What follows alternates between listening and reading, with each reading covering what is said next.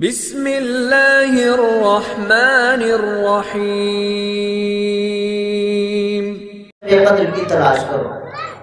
اب تو مسجدوں میں اعتکاف کرنے والے بھی نہیں ملتے، اعتکاف کرنے والے نہیں ملتے۔ صبح سے شام تک رمضان کے دنوں کے اندر سونے والے ملتے ہیں، مساجد کی صفوں کو گندا کرنے والے ملتے ہیں، مساجد کی صفوں پر اپنی گندگی کو ڈالنے والے ملتے ہیں۔ شرم کرو، اللہ کا گھر ہے، اس اللہ کے گھر میں آج مسئلہ سن لیجئے اپنے کانوں میں اور اپنے دل و دماغ میں ڈال دیجئے۔ اگر آپ کے دل کے اندر ذرہ برابر بھی ایمان ہوگا تو آپ کو جرأت نہیں ہوگی کہ مسجدوں میں بغیر اعتکاف کی نیت کے آپ سو جائیں۔ فتاوے موجود ہیں اس کے اوپر، بغیر اعتکاف کی نیت کے مساجد میں سونا غلط ہے، منع ہے۔ مسجدیں کیا ہیں؟ اللہ کا گھر نہیں، اپنے نانا اور دادا اور پردادا کا گھر سمجھ رکھا ہے ہم نے۔ معاف کریے گا، میں بڑی جرأت کے ساتھ کہتا ہوں، شاید ہم نے رمضان کی قدر نہ کی، مساجد کی بے احترامی کی، ہم نے اذان دینے والوں کی بے عزتی کی، ہم نے نماز پڑھنے والوں کی وقار کے برابر بھی عزت نہ دی، ان کے مقام کے برابر بھی عزت نہ دی۔ آج اس کا انجام ہے کہ تم نماز پڑھنا چاہتے ہو، تمہیں نماز پڑھنے کی اجازت نہیں دی جاتی، تمہیں مسجدوں میں آنے کے لیے مجبور کیا جاتا ہے کہ تمہیں مسجد نہ آئے، پھر پابندیاں لگائی جاتی ہیں، وہ نام کسی کے ذریعے سے ہو کہ 2 آدمی پڑھیں گے، 5 آدمی پڑھیں گے، پابند کر دیا جاتا ہے۔ کبھی اس پر بھی تو غور کیا کرو، نظام خدا چلاتا ہے، اسباب دنیا والے اختیار کرتے ہیں، کبھی غیروں کے ذریعے سے اللہ کام لیتا ہے، کبھی اپنوں کے ذریعے سے اللہ کام لیتا ہے۔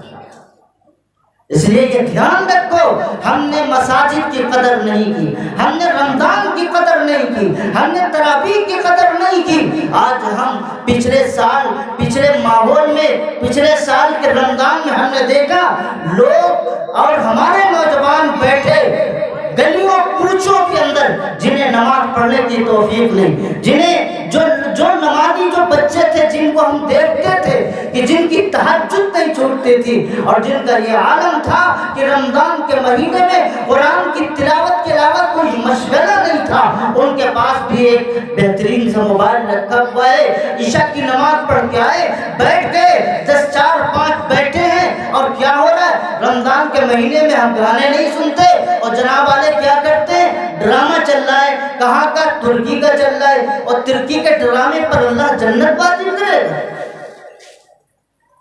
قرآن نے لکھا، اس پیغمبر نے آ کر کے بتا دیا، جبرائیل امین اتر گئے تو تمہارے پاس اسلامیات کے نام پر اگر کوئی چیز بنا دی جائے اور اس کے اندر صاف بھی ہو، اس میں میوزک بھی ہو، اس میں نعت بھی ہو، اس میں عورتیں بھی ہوں، اور جو آپ کے سامنے بے پردہ ہوں، جن سے آپ کا کوئی رشتہ تعلق نہ ہو، ایسے وقت میں آپ اسلامیات کا نام ان پر کتنا ہی دیتے؟ وہ نام کا ظاہری اعتبار سے اچھا اس کا نام ہو سکتا ہے، لیکن باطنی اعتبار سے وہ فتنے سے کم نہیں ہے۔ نوجوانوں کی نوجوانیں پوری ٹولیاں کی ٹولیاں لگی رہیں، اور رمضان کے اس احترام کو انہوں نے ایسا کچلا، ایسا دبلا کہ آج تک کبھی نوجوانوں سے ایسی توقع بھی نہیں تھی، جبکہ چاہیے یہ تھا کہ نوجوان اٹھتے، بڑے اٹھتے۔ جب مسجدیں بند کر دی گئی تھی، ہر گھر کا نظام مسجدوں کے نظام کی طرح ہوتا، ہر گھر مسجد بن جاتا، ہر گھر کے اندر ایک مصلی قائم ہو جاتا۔ 5 آدمی ہیں، میاں بیوی بچے ہیں، 5 آدمی میں سے ایک امام بن جاتا، ابا امام بن جاتا اگر اسے معلوم ہوتا، بڑا بیٹا امام بن جاتا اسے معلوم ہوتا، پیچھے مائیں بہنیں، یہ کون ہے؟ سب محرم ہے نا، جماعت میں شریک ہو سکتی تھی، لیکن محرومی کا عالم یہ ہے کہ صرف جمعہ کے علاوہ ہم نے اہتمام ہی نہیں کیا۔ کہتے رہے لوگ کہ مصلی قائم کر دو، لیکن لوگوں نے مصلی تک قائم نہیں کیا، بس جمعے کا مصلی قائم کر دیا دکھانے کے بعد۔ تو بہرحال میں بات کہاں کر رہا تھا، جا کر رہی ہے، رمضان کے مہینے کی بات چل رہی تھی۔ تو رمضان کے مہینے کے سلسلے میں جو میڈیکل سائنس ہے وہ یہ کہتی ہے کہ جو آدمی سال میں ایک مرتبہ اتنے یعنی ایک مہینے کے برابر بھی اس نظام کے تحت چلے گا، آپ اندازہ لگائیے قرآن نے 1400 سال پہلے اللہ کے نبی صلی اللہ علیہ وسلم پر رمضان المبارک جیسا مہینہ عطا کیا۔ آج 1400 سال بعد دنیا جب ترقی پر پہنچ گئی اور میڈیکل سائنس بیٹھ کر کے ریسرچ کرتی ہے کہ مسلمانوں کے اندر اور اہل ایمان جو مسلمان اہل قبلہ ہیں ان کے درمیان میں جو حالات ہیں، ان کی ذات پر جب ریسرچ ہوا تو نظر یہ آتا ہے کہ جو آدمی سال میں ایک مرتبہ روزہ رکھے گا اسے کینسر جیسی وبا سے دور رکھا جائے گا، بڑی بڑی بیماریوں سے بچ جائے گا۔ تو میرے عزیزو، یہ تو ظاہری فائدہ تھا، اور آخری فائدہ یہ ہے کہ اس روزے کا بدلہ اللہ تبارک و تعالیٰ اپنے ہاتھوں سے خود عطا کرے گا۔ تو اس لیے میرے بھائی، یہ رمضان کے مہینے کی بات چل رہی ہے، اب اور باتیں سمجھ لیں کچھ اور خاص۔ اگر محلے کے اندر مسجد موجود ہے اور 10 دن کا آخری عشرہ، اس آخری عشرے کے اندر اگر کوئی آدمی اعتکاف نہیں کرتا ہے تو پورا محلہ گنہگار ہوتا ہے۔ ہم نے پچھلے لاک ڈاؤن میں دیکھا مسجدیں خالی ہیں، اعتکاف کرنے والا کوئی ڈھونڈنے سے نہیں مل رہا، پیسے دے دے کر کے لوگوں نے اعتکاف کروایا۔ اندازہ لگائیے ہماری حالت کا، حالات دنیا کے ہوں یا آخرت کے ہوں ہماری وجہ سے ہیں، اہل ایمان کی وجہ سے۔ غیر تو غیر ہیں، وہ نہ خدا کو مانتے نہ خدا کے حکم کو مانتے ہیں۔ ہم نے اقرار کیا ہے، اس لیے حالات کی تبدیلی ہماری وجہ سے۔ تو اس لیے میرے عزیزو بھائیو، بھائی کون پیچھے باتیں کر رہا ہے؟ منع کرو، وہ دماغ کٹ جاتا ہے بات کر رہے ہیں۔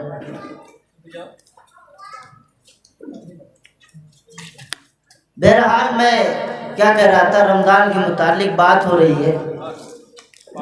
دیکھیے اعتکاف اور تراویح، اس میں بھی خوب اچھی طرح دھیان رکھیے گا۔ تراویح کے سلسلے میں ہر آدمی یہ سوچتا ہے کہ کہیں 5 پارے ہو رہے ہوں، بس چلیں وہاں پڑھ لیں۔ 5 پارے جب پڑھے جائیں گے تو کتنے دن میں مکمل ہو جائیں گے؟ ارے کتنے دن میں؟ 6 دن میں۔ غریب تو ٹھیک ہے، غریب تو بڑی اچھی ہوتی ہے آپ کی۔ 5 پارے پڑھیں گے، کان کھول کے سن لو، میں آپ سے عرض کر رہا ہوں، 5 پارے پڑھے جائیں، بے شک پڑھے جائیں، لیکن 5 پارے کیسے پڑھے جائیں؟ جیسے قرآن پڑھا جاتا ہے، ایک ایک لفظ کو ٹھہر ٹھہر کر کے پڑھا جائے۔ جب 5 پارے ایک ایک لفظ کو ٹھہر ٹھہر پڑھا جائے گا، 12 ساڑھے 12 بجے 1 بجے سے پہلے چھٹی نہیں پانی۔ اس کے علاوہ اگر 5 پارے اس طریقے سے حافظ بھی پڑھا رہا ہے، یا سننے والے سن رہے ہیں، یہ قرآن کا مذاق اڑا رہے ہیں، یہ قرآن کا مذاق اڑا رہے ہیں۔ سننے والے بھی گنہگار اور سنانے والے بھی گنہگار۔ کل اللہ کے یہاں ٹھکائی ہوگی اور ٹھکائی سے باز نہیں آ پاؤ گے۔ لوگ سمجھتے ہیں کہ بس ایک مرتبہ قرآن پورا مکمل پڑھ لیا، سارا کام ختم ہو گیا ہمارا۔ پورے مہینے کے اندر تراویح پڑھنا سنت موقدہ ہے، واجب کے درجے میں۔ آپ چاہے قرآن، آپ یہ الگ بات ہے کہ قرآن ایک قرآن سننا، کم از کم پورے رمضان میں پورا قرآن سننا الگ سنت ہے۔ پورا قرآن سننا یہ الگ سنت ہے، لیکن پورے رمضان تراویح سننا یہ سنت موقدہ واجب کے درجے میں، یہ کسی حال میں معاف نہیں ہے۔